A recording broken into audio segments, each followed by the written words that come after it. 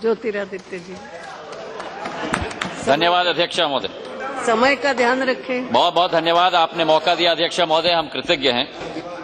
अध्यक्ष महोदय, माननीय राष्ट्रपति जी का अभिभाषण देश के लिए मार्गदर्शक होता है। देश की दशा के बारे में चर्चा होती है और देश के आने वाले समय की दिशा नियंत्रित करता है।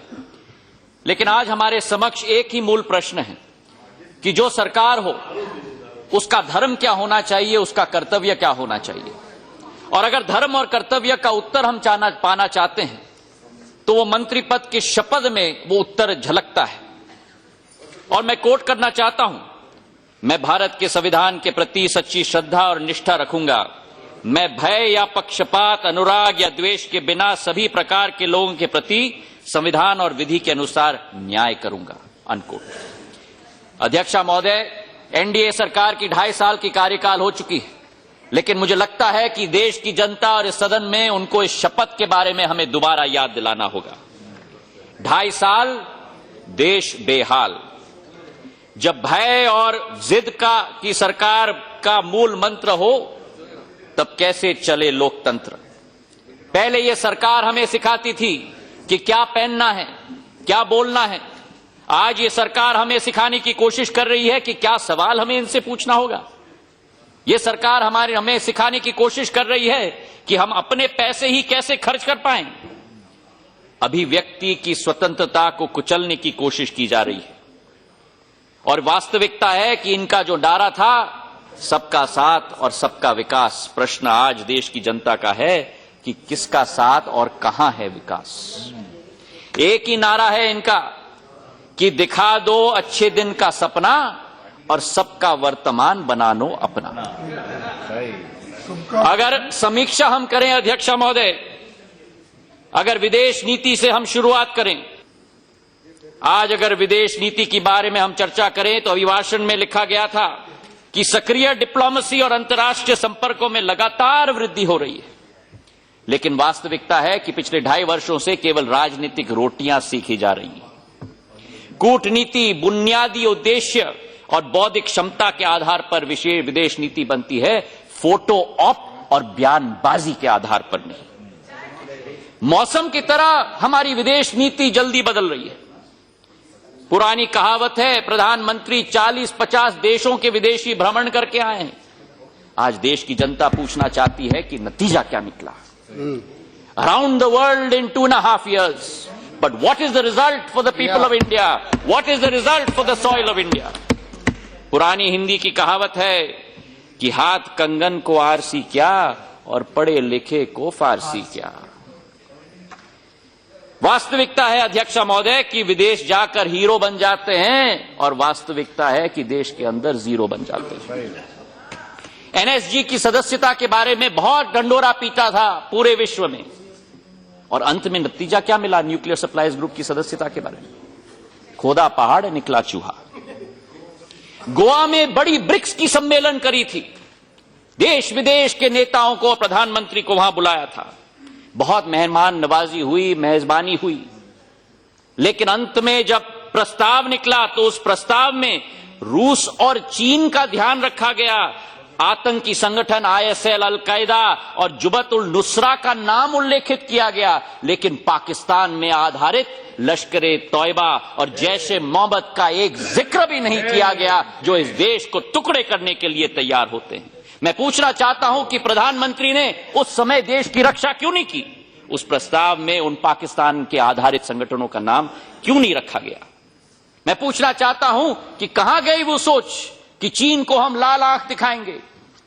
मसूद अजहर का नाम संयुक्त राष्ट्र में हम ले जाते हैं कि बैन लगना चाहिए, और चीन उसका 3 फाड़ कर देता है। एनएसजी की बात की जाती है सदस्यता के बारे में, तो चीन हमारा वहां विरोध करता है।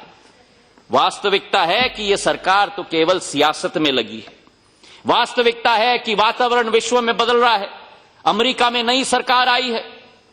हमारे सूचना प्रौद्योगिकी क्षेत्र के ऊपर क्या प्रभाव पड़ेगा, क्या इसकी नीति आपने बनाई है। आज जो देश हमारे साथ देते थे 70 सालों से, एक तरफ रूस, दूसरी तरफ नेपाल, उनके रिश्ते सुदृढ़ नहीं बने, आपने पूरी तरह से कचरे के डब्बे में फाड़ के फेंक दिया है।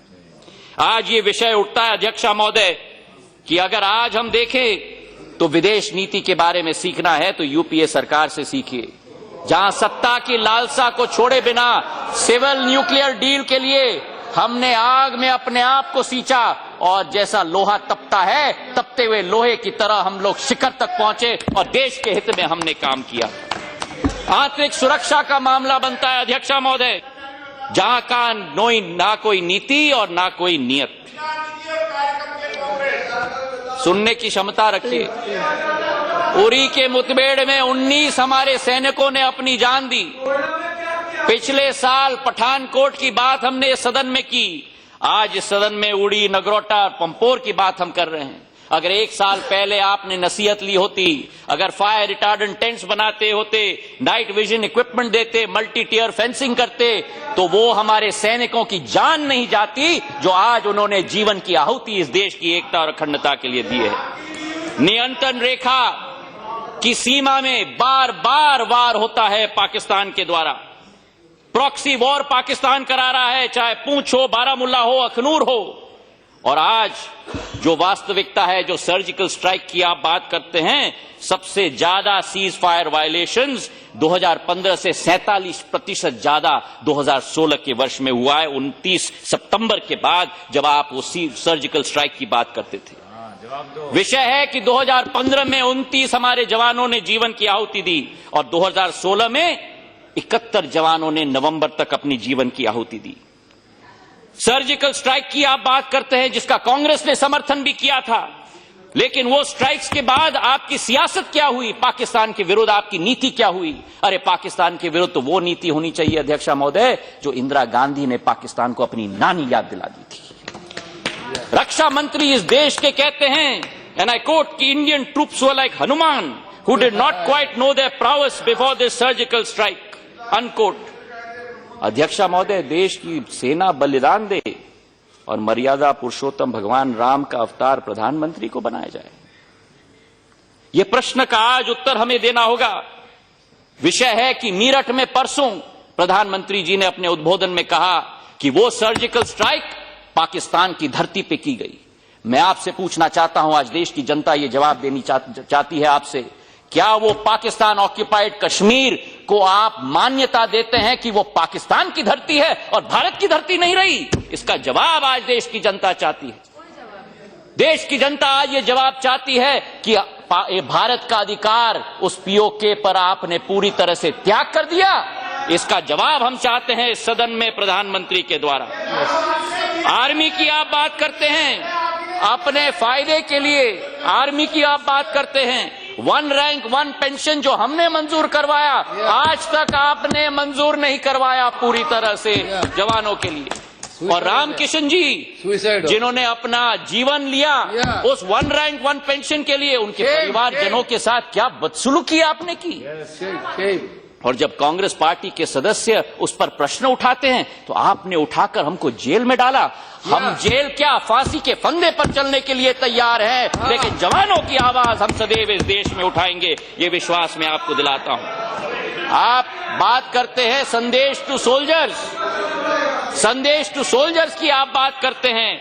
वास्तविकता है अध्यक्षा महोदय, मन की बात में अगर उस जवान की बात, बीएसएफ की जवान की बात सुने जहां पर्याप्त राशन नहीं मिलता, पर्याप्त खाना नहीं मिलता, उसकी तहकीकात करने के बजाय उसको आपने जेल के सलाखों के पीछे डाल दिया। वास्तविकता है कि सेना है भारत की महान, पर इस सरकार ने केवल किया उस वीर सेना का अपमान। जहां एक तरफ सर्जिकल स्ट्राइक की आप बात करते हो, दूसरी तरफ पूरे देश के गरीबों के ऊपर आपने सर्जिकल स्ट्राइक कर दिया।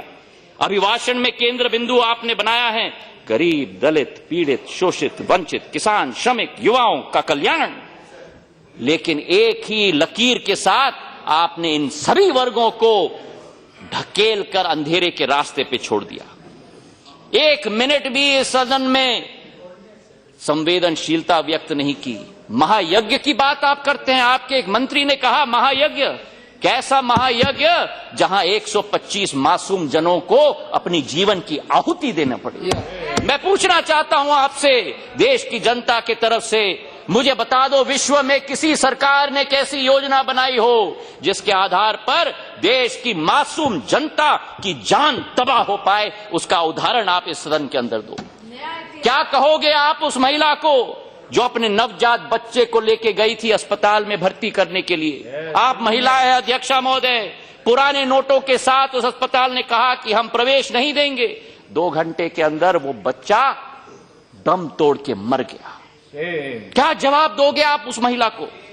क्या जवाब दोगे उस महिला को जिसका बच्चा कैंसर से पीड़ित था? वो बैंक में गई, जैसे अभी कल्याणदा ने कहा, पैसा निकालने के लिए।